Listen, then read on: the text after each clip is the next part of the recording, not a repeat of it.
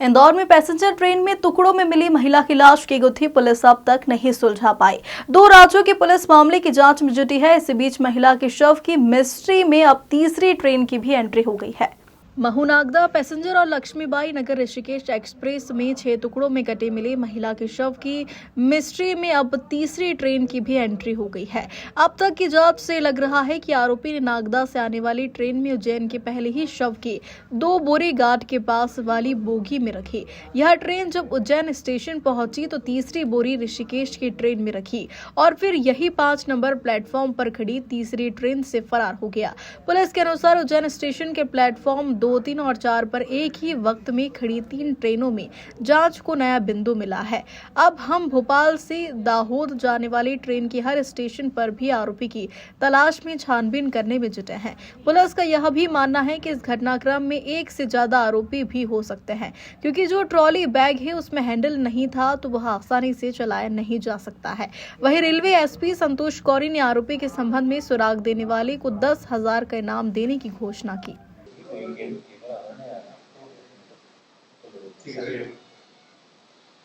ये 8 तारीख को हमको नागदा महू पैसेंजर में कुछ बॉडी के पार्ट्स मिले थे जो कि ट्रॉली बैग में थे और एक आटे का जो कट्टा था उसमें था। तो उसमें बॉडी का ऊपर का पार्ट मिला था, उसके हाथ पैर नहीं मिले थे और उसमें आइडेंटिफिकेशन के ऐसे कोई बहुत हमारे को साइन नहीं मिले थे।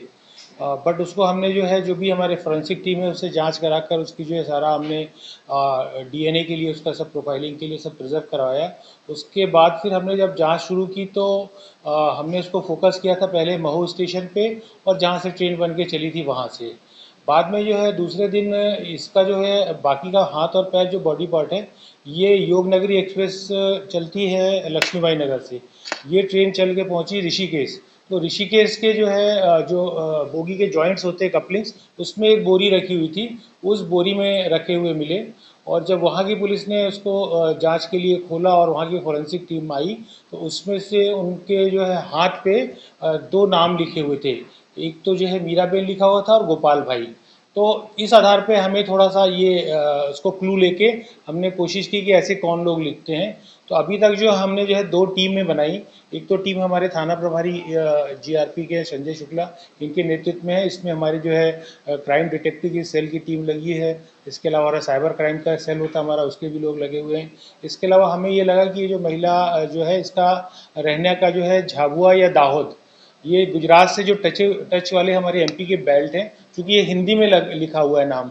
अमूमन जो है बेन और भाई जो लिखते हैं गुजराती के लोग यूज़ करते हैं, बट हम आगे अगर बड़ोदरा तरफ उधर से पता किया तो उन्होंने बोला कि वहाँ के लोग गुजराती में लिखते हैं और ये हिंदी में लिखा है, तो ये एडजॉइनिंग एरिया के हो सकते हैं।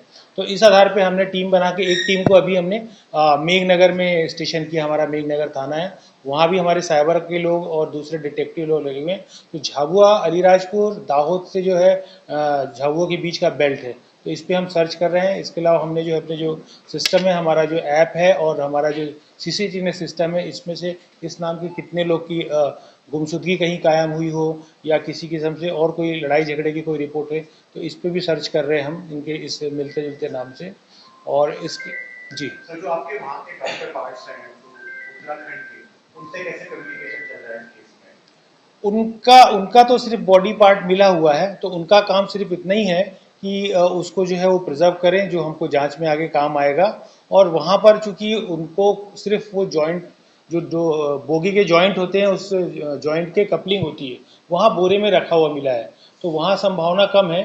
बट हमारा जो सर्चिंग का पॉइंट है तो ये हम चल रहे हैं अभी नागदा में, उज्जैन में और महू के आसपास, यहाँ हम सर्च कर रहे हैं जहाँ से ये बॉडी मिलने की संभावना होगी।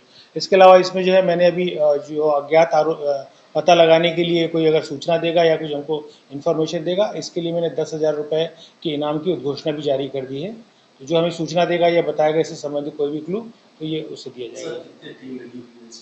अभी तो 2 टीमें हमारी ऑफिशियली है, इसके अलावा अलग से भी हमारे मुखबिरी भी हम लोग ने लगा के रखे हुए हैं। इसके अलावा हमें पर्सनली भी जो है झाबुआ पुलिस से बात कर रहे हैं, गोधरा पुलिस से टच में हैं और बाकी हमारी जीआरपी के साथ साथ हमारी जो जिला पुलिस की जो टीमें होती है, जैसे उज्जैन का देवास गेट थाना है, नीलगंगा थाना है, तो ऐसे संभावना है कि कभी कोई मजदूरी करने यहाँ पर आया हो, उस ग्रुप को भी हमने तलाश किया है कि ऐसे लोग कौन हैं।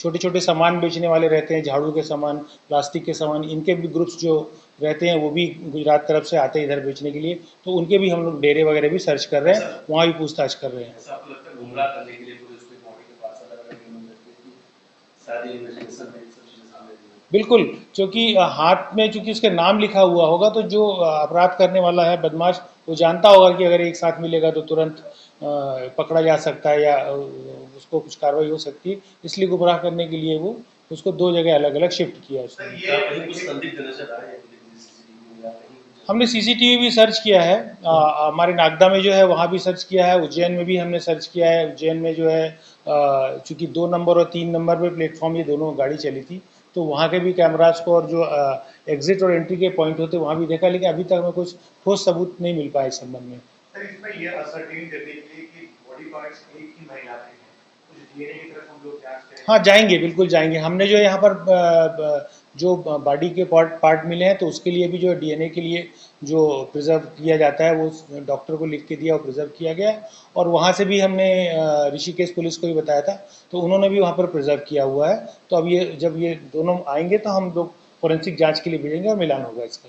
पोस्टमार्टम में किस हथियार से टुकड़े किए गए, ये अभी ऐसा उन्होंने वेपन के बारे में कुछ नहीं किया है, कटा हुआ है, बट ये है संभावना किसी हार्ड एंड ब्लंट ऑब्जेक्ट से काटा गया है, क्योंकि वो जो कट्स हैं वो शार्प नहीं है, ऐसा डॉक्टर से वर्बल चर्चा होने पर पता चला है।